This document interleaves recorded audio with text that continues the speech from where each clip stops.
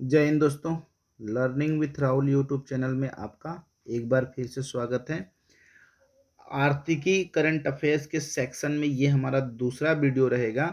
चलिए दोस्तों, इस वीडियो में हम लोग शुरू करते हैं आर्थिकी से इकोनॉमिक्स से संबंधित कुछ महत्वपूर्ण करंट अफेयर्स। दोस्तों, अगर आप चैनल पर नए हैं तो आप क्या करिए, चैनल को सब्सक्राइब कर लीजिए और साथ ही साथ बेल आइकन को प्रेस कर लीजिए ताकि आने वाली वीडियो का नोटिफिकेशन आपको मिलता रहे। तो आज का हमारा पहला टॉपिक है कि एडीबी और भारत ने ऋण समझौते पर हस्ताक्षर किए। एडीबी का मतलब है एशियन डेवलपमेंट बैंक, यानी कि एशियाई विकास बैंक। एडीबी ने त्रिपुरा सरकार के साथ बिजली वितरण की व्यवस्था, कौन सी व्यवस्था दोस्तों, बिजली वितरण की व्यवस्था को मजबूत करने के लिए 2275 यानी 2275 करोड़ रुपए के समझौते पर हस्ताक्षर किए हैं।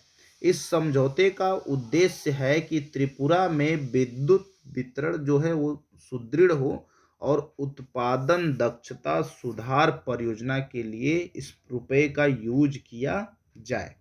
ठीक है। अब हुआ क्या कि इस परियोजना का क्या महत्व है, देखिए। यह एक बाहरी सहायता प्राप्त परियोजना के माध्यम से किसी भी योजना में सबसे बड़ी एकल परियोजना है। ठीक है दोस्तों।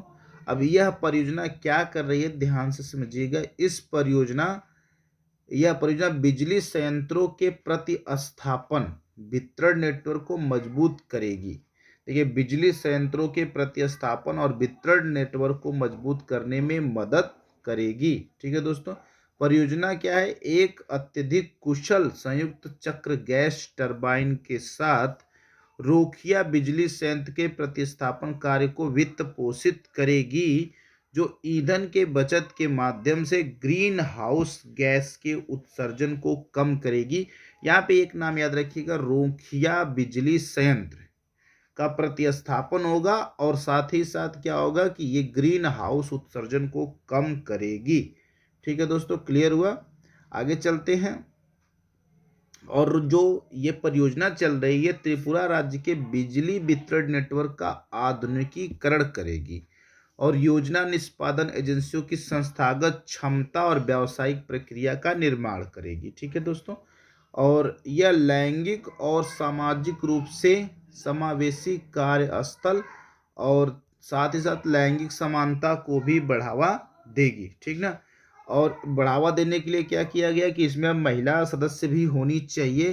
तो इसके लिए क्या परियोजना, इस परियोजना में त्रिपुरा ग्रामीण आजीविका मिशन के तहत कम से कम 15 चयनित महिला एवं स्वयं सहायता समूह का समर्थन करेगी यह परियोजना। ठीक है दोस्तों, क्लियर है। और इस परियोजना का लक्ष्य रहेगा कि ग्रामीण क्षेत्र के गरीबों और महिलाओं का सामाजिक आर्थिक सशक्तिकरण शामिल हो। इसमें कृषि क्षेत्र और गैर कृषि क्षेत्र दोनों शामिल होंगे। ठीक है दोस्तों, क्लियर है। अब यहाँ से क्वेश्चन क्या बन सकता है कि एडीबी और भारत के किस राज्य ने 2275 करोड़ रुपए के समझौते पर हस्ताक्षर किया है, तो त्रिपुरा सरकार ने। और उद्देश्य क्या है कि बिजली वितरण नेटवर्क को मजबूत करना और साथ ही साथ जो दक्षता उत्पादन संयंत्र हैं उनको प्रतिस्थापित करना। अब पूछा सकता है कौन सा उत्पादन संयंत्र, तो रोखिया बिजली संयंत्र का प्रतिस्थापन होगा, जिससे क्या होगा कि ग्रीन हाउस इफेक्ट कम होगा और साथ ही साथ ये परियोजना जो चल रही है लैंगिक समानता को बढ़ावा देगी। इसके तहत ग्रामीण क्षेत्र 15 चयनित महिला होंगी। ठीक है दोस्तों, क्लियर है। अभी चलेंगे अपने दूसरे पॉइंट की तरफ और हमारा दूसरा पॉइंट है कि वैश्विक खाद्य कीमतों में लगातार 9वीं मासिक गिरावट दर्ज कर ली गई है। जो वैश्विक खाद्य कीमतें हैं वो लगातार 9वीं मासिक गिरावट उनमें हुई है। ठीक है दोस्तों, चलिए समझते हैं। संयुक्त राष्ट्र की खाद्य एजेंसी, यूएन फूड एजेंसी जो है, उसके अनुसार क्या हुआ कि जो खाद्य कीमतें हैं वो दिसंबर 22 में लगातार 9वीं मासिक गिरावट में रही है। ठीक है दोस्तों, इसमें लगातार गिरावट होती चली जा रही है और इसके कुछ महत्वपूर्ण तथ्य समझने की कोशिश करेंगे। देखिए 2021 की तुलना में 2022 में वैश्विक खाद्य कीमतों में 14% से अधिक की वृद्धि दर्ज की गई है। ठीक ना। अब समझिएगा कि खाद्य और कृषि संगठन FAO खाद्य एवं कृषि संगठन का खाद्य मूल्य नवंबर सूचकांक नवंबर के संशोधित 135 अंकों की तुलना में दिसंबर में कितना रहा, 132.4 अंक रहा है। इसका मतलब इसमें क्या हो रही है, गिरावट हो रही है। ठीक ना। देखिए जो वनस्पति तेल हैं इनके अंतर्राष्ट्रीय मूल्य में भारी गिरावट हो रही है, साथ ही साथ अनाज और मांस की कीमतों में भी कुछ गिरावट हुई है। ठीक है दोस्तों, क्लियर हुआ। और देखिए विश्व स्तर पर सबसे अधिक कारोबारी वाली खाद्य वस्तुओं की अंतर्राष्ट्रीय कीमतों को ट्रैक करता है, कौन ट्रैक करता है, UN खाद्य एजेंसी। ठीक ना।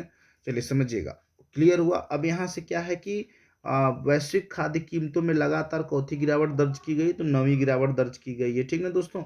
और किसने इसका डेटा दिया, तो संयुक्त राष्ट्र की खाद्य एजेंसी ने दिया। ठीक ना, यानी कि जिसको FAO खाद्य और कृषि संगठन ने इसमें तुलना की नवंबर और दिसंबर में, तो पाया कि जैसे 135 अंक से कितना हो गया, 132.4 अंक हो चुका है। ठीक है दोस्तों, क्लियर हो गया होगा। अब आगे बढ़ेंगे, अगला समझिएगा। अगला टॉपिक हमारा है कि भारत पे को ई पेमेंट एग्रीगेटर लाइसेंस दिया गया है। भारत पे को ई पेमेंट का एग्रीगेटर लाइसेंस मिला है। ठीक ना। देखिए भारतीय फिनटेक यूनिकॉर्न यानी भारत पे को RBI से ऑनलाइन पेमेंट एग्रीगेटर का लाइसेंस मिला है। ठीक ना, किसको मिला है, भारत पे को। इसका महत्वपूर्ण तथ्य क्या है, महत्वपूर्ण तथ्य के बारे में समझिएगा कि भारत पे की जो 100% स्वामित्व वाली सहायक कंपनी है रेसिलिएंट पेमेंट प्राइवेट लिमिटेड को भी मंजूरी दे दी गई है। ठीक है दोस्तों। अब आगे इंपॉर्टेंट पॉइंट क्या है इसमें कि भारत पे को मिला है ऑनलाइन पेमेंट एग्रीगेटर का लाइसेंस मिल गया है। ठीक ना। और क्या होगा कि यह digital payment accept payment solution देते हुए बिना बैंक वाले व्यापारियों तक पहुंचने में भी मदद करेगा। ठीक ना।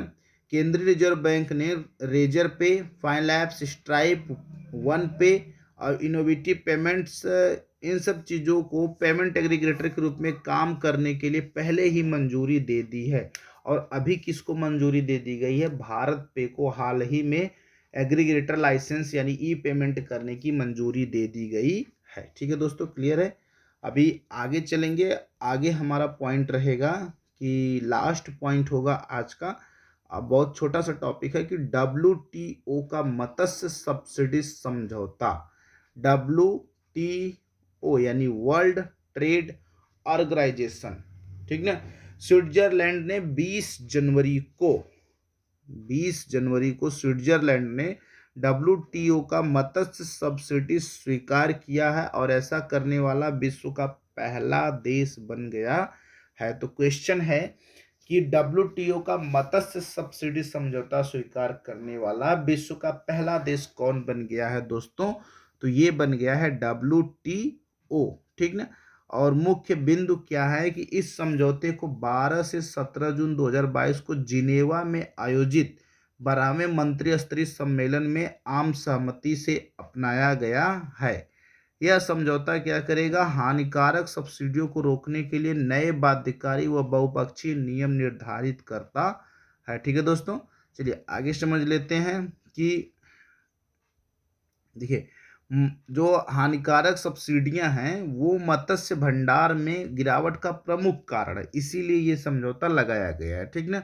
और पर्यावरण पर ध्यान करने वाला विश्व व्यापार संगठन का यह पहला ऐसा समझौता जो पर्यावरण की तरफ ध्यान आकर्षित करता है। ठीक ना।